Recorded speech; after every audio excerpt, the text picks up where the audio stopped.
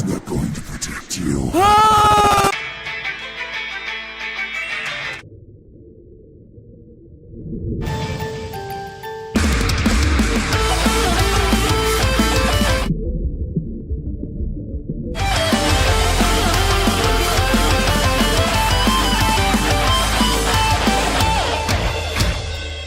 Hello, Internet! Welcome to Game Theory, the show that usually tries to encourage you to look at the world with both your mind and your eyes wide open. But not today, because I'm talking about Close Your Eyes. Hands down the scariest, or if not the scariest, the most WTF indie game I've played in 2018. Now, I've suffered through a lot of scary horror games that make you want to close your eyes, but this is actually the first one I've played where closing your eyes is an actual game mechanic. In fact, the first thing that you see when loading the game is an orientation welcoming you to the View Laboratory in the year 2057, teaching you how to blink. You learn to blink, you learn to walk, and then this happens.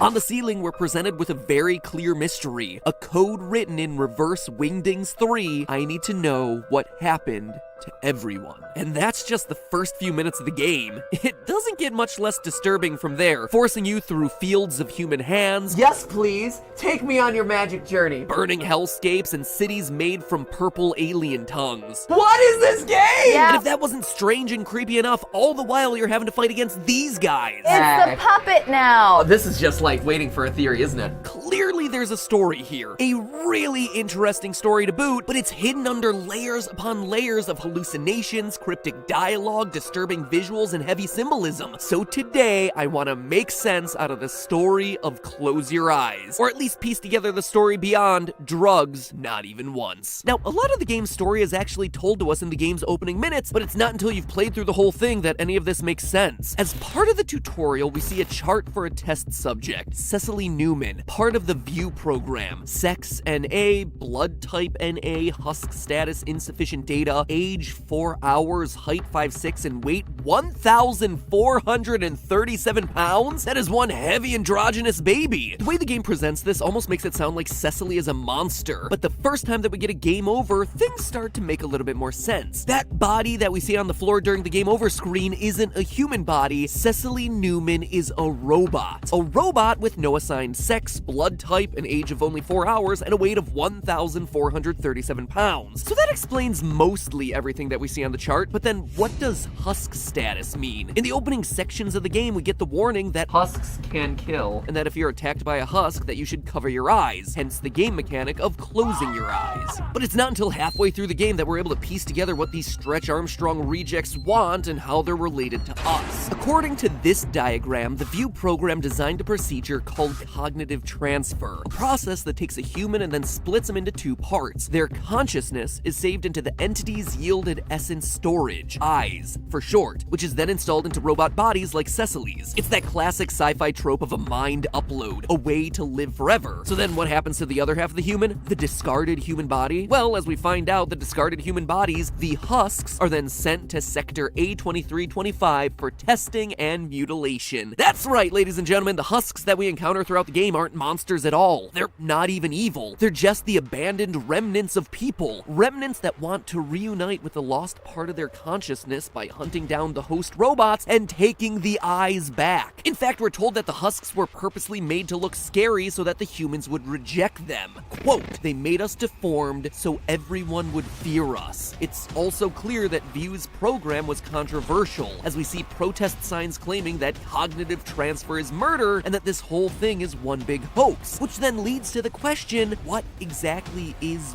View? Is it a mega corporation? Is it a secret government program? The game doesn't really tell us directly, but we do get hints. We find out that View stands for Vitality and Identity Extraction for WWV. WWV, like what?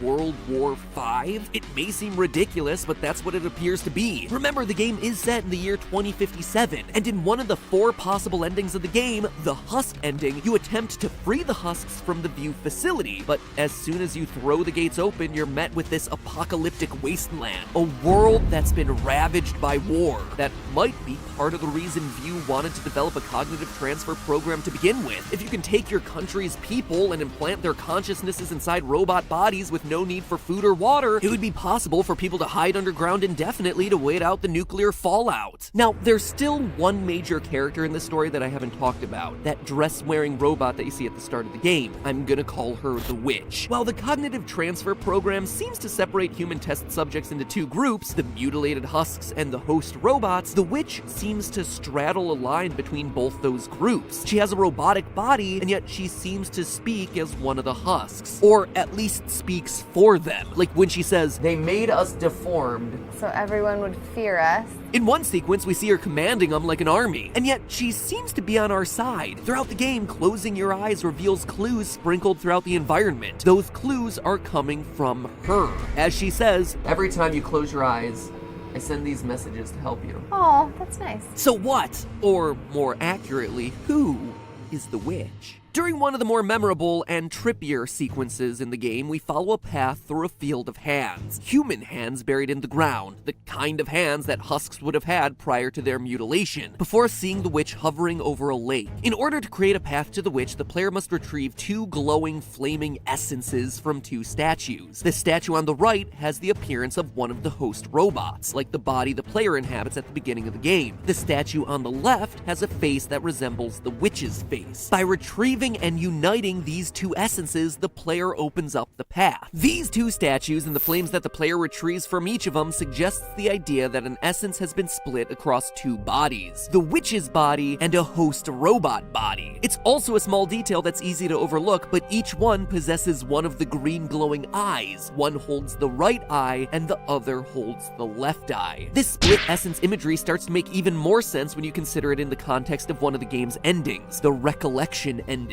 In this ending, as the facility is on the verge of exploding, the player comes across the Witch, trapped underneath some falling debris. By choosing this ending, you choose to give the Witch your eyes. We can actually confirm that this is what's happening because we briefly catch a glimpse of an abandoned husk near the Witch. At this point in the game, we've been captured by a husk and our eyes have been stolen. By giving the Witch our eyes, the player implants their consciousness into her. We, as the Witch, then choose to end our life by jumping into the abyss to escape the exploding view facility. The game ends with the uplifting message of, you opened your eyes. What's interesting is that this ending is called the recollection ending. Recollection suggests the idea of being reunited with your old memories, not discovering something new. So what is being recalled through this ending? Well, it's simply the fact that you are the Witch. Or to be more accurate, that you're carrying part of the Witch's consciousness. That's why the subtitle to this ending is, You Opened Your Eyes. You remembered who you once were. Cecily Newman is the true identity of the Witch. This is further supported by a lot of easy to overlook details throughout the rest of the game. First, we know that the Witch has two eyes.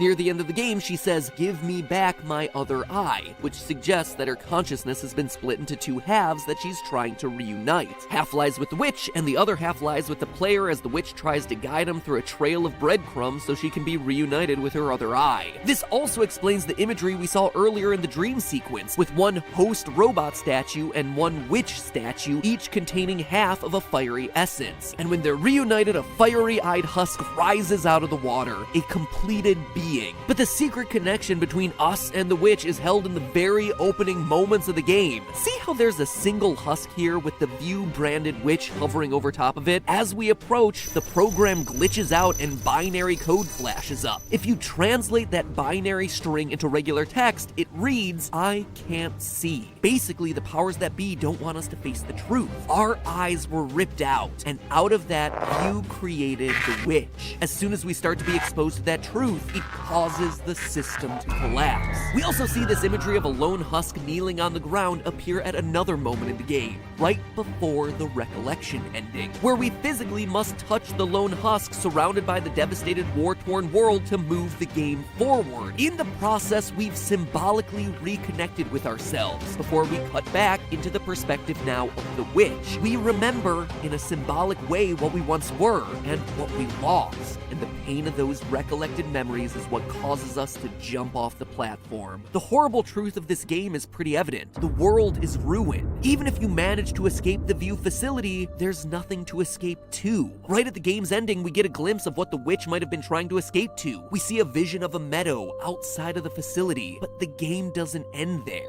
We snap back into the reality of the view facility on the verge of destruction as a countdown timer displays the seconds remaining. We can rush to join the husks and free them from the facility, or we can reconnect with the witch, escaping down into the abyss. There is a third option, however. We can simply wait and watch the seconds tick down until at last the facility explodes, killing everyone, the husks, the witch, and us. The game calls this the best ending. Everyone closed their eyes. It seems like a grim note to end on, but in a way, it seems like it might truly be the best ending. The husks are able to find release in death rather than having their eyes open to the terrifying reality of a ruined apocalyptic world. Cecily the witch is able to rest forever, not having to recollect the painful memories of her own creation, and the player can rest, knowing that the horrors of the view facility have all been completely destroyed. Normally, we think about opening our eyes as a good thing. We want to seek knowledge and understanding. We want to be enlightened about the world around us. We want to know the truth. And the game starts itself with a very clear mystery, that code on the ceiling saying, I need to know what happened to everyone. However, in Close Your Eyes, the best ending is the one in which everyone keeps their eyes closed. As the adage goes, ignorance is bliss. And while it's not an adage I often agree with, when it comes to a hopeless situation in a permanently ruined world, perhaps it is truly best to remain in the dark, blind to the misery and horrors that exist outside. Perhaps the best thing you can do in those sorts of situations is exactly what the game's title tells you. Close your eyes. And that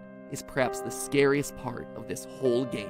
But hey, that's just a theory. A game theory. Thanks for watching. Oh yeah, and there's also a bunch of purple octopus creatures roaming around. It seems like they might be the owners or creators of View, as evidenced by them standing over the lone husk at the beginning of the game and wandering around the View facility right before the end of the game, but I'm not super clear on it. I think they might have been the things that started World War V, not 100% clear. Anyway, play the game, it is free and it's totally worth your time, and then tell me what you think in the comments below. By the way, if you're still in the mood for depressing indie game theories, well then open your eyes to the box on the left, where you'll watch the depressing truth behind the binding of Isaac. It's one of my all-time favorite theories. The box on the right, meanwhile, is what YouTube has determined is the best video for you based on your watch habits. I have no idea what it is, so if it's good, if it's bad, who knows? If you're so inclined, let me know what it is in the comments. I'd just be curious what YouTube thinks is the best for you. And in the meantime, I'll be back next week with someone who we haven't talked about in a while, and some science. I'll see you then.